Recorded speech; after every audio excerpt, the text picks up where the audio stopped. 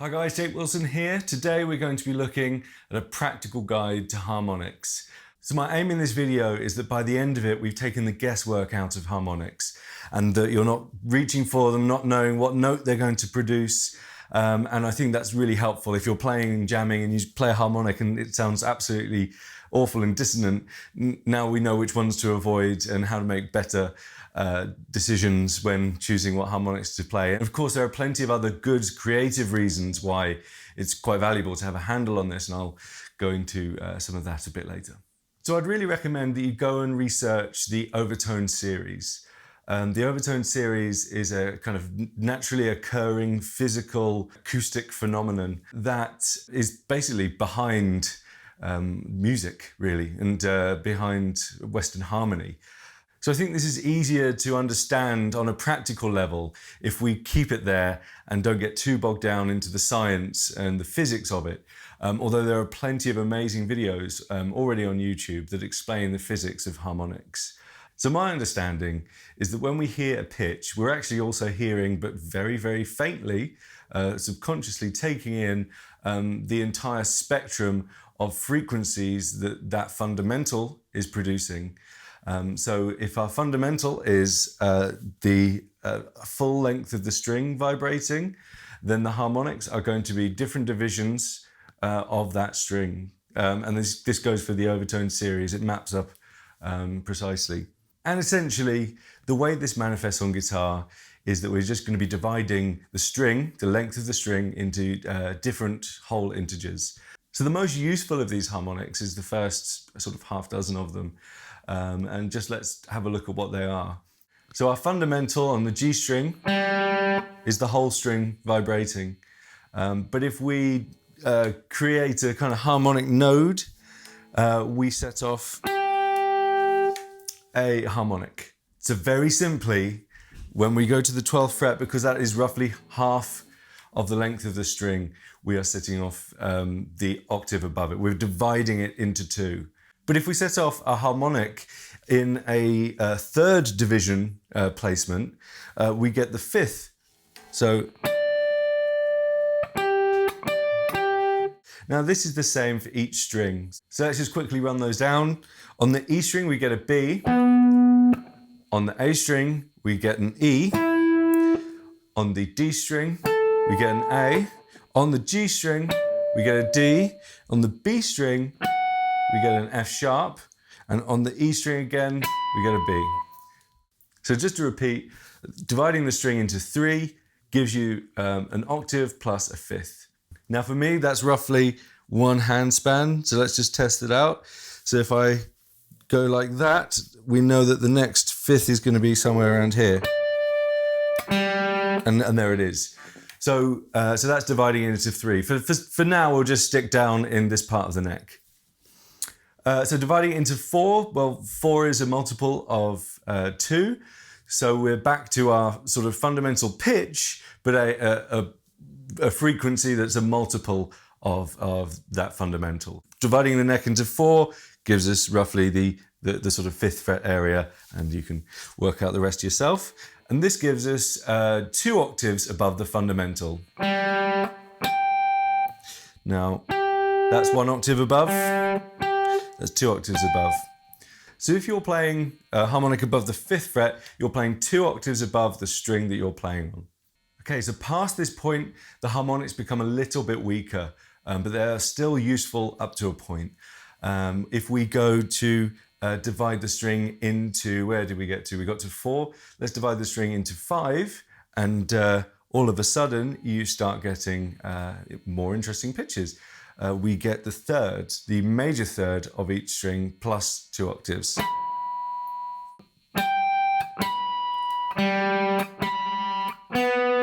And so it's the same note in this case as the fret that we're going to be playing it on. So that's a nice easy way to remember that if you're playing on the 4th fret harmonics, you need to be thinking that it's the same note that it would be fretted as, but obviously 2 octaves above. So that's nice and easy to remember. So going one further, if we divide the string into 6, we then arrive back on a natural 5th. So let's just look at that in context. Division in 4, we get the octave. Division of 5, you get the major third. Division of 6, you get the 5th. But it's quite faint on this. You have to make sure that you've got enough length of the string to deal with, so move the pick back, it just sort of helps the harmonics speak a bit better. And then one more, you actually get the dominant 7th. But it's not purely a dominant 7th, it's actually a little bit flat. Now I just looked this up, this is called a septimal 7, and it's famously used in Britain's serenade for tenor, horn and strings. And you can hear in the horn writing that it sounds a little bit flat. It's unusual, but it's not an unpleasant sound. Now, of course, there are more harmonics that are possible theoretically. And of course, as you go up the overtone series, you gradually get what can become a chromatic scale of sorts. But for us as guitarists, really, practically speaking, the ones that speak most clearly, the ones that are most useful are the first handful of them. So just to recap, we have the fundamental, an octave above, a 5th and an octave above, 2 octaves above the fundamental, a major third, a 5th, and then the dominant 7, which I'm going to try to find. There we go. So the way I remember this is we have a major triad on each string. So we have an E major triad, an A major triad, a D major, and you get the idea. We can extend that if we're feeling brave to the dominant 7th sounds. But you can just take a little while to remember that you've got these notes that are available. It will speed up the process if you're trying to play or locate a melody using harmonics, and just take away the guesswork from that, because I've seen people work on that stuff for ages and they're just guessing. So this is the way you can quickly work it out, actually. So you could sort of theoretically play a blues all on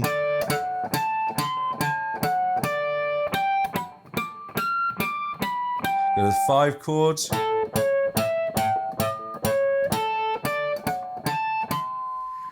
Yeah, a bit silly, but good fun.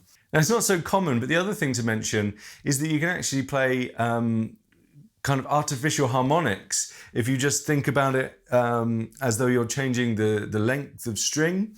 And it's a pretty awkward technique, but it helps to know if you're writing for strings, these can be really useful.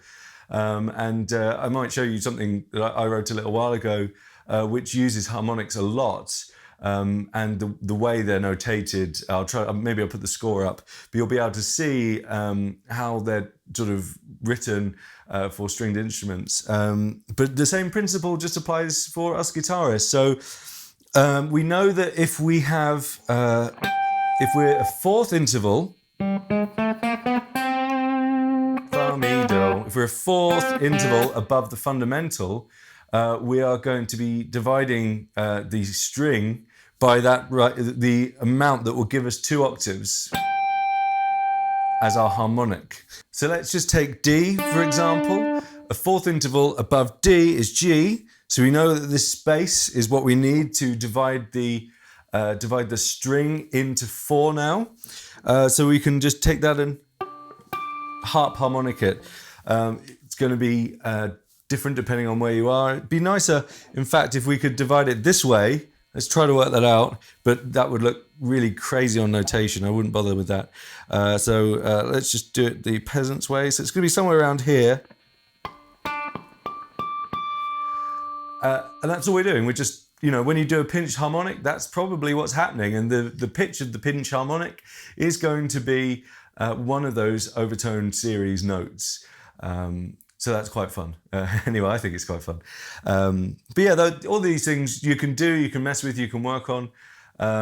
Again, you don't have to use your other hand. You can kind of, if you're feeling brave, that's like an artificial harmonic. But yeah, all this stuff, hopefully just explains how harmonics, not how harmonics work, because again, that's physics, and I thought about it and I just didn't want to muller it. I didn't want to, get it all wrong and then have to sort of apologize for myself. I've probably got some of the terminology wrong here, but hopefully, practically, you now understand a little bit about how to locate harmonics and yeah, to use them more wisely perhaps. So thanks very much for watching this video, guys. As always, really appreciate it. Please leave us a like, a comment, and subscribe if you want to see more of this. And I've left a link to my JTC lesson packages in the description box below. I don't think I've done one that covers harmonics, but obviously any support is appreciated so I can keep this stuff coming at a regular basis. So thanks again and cheers.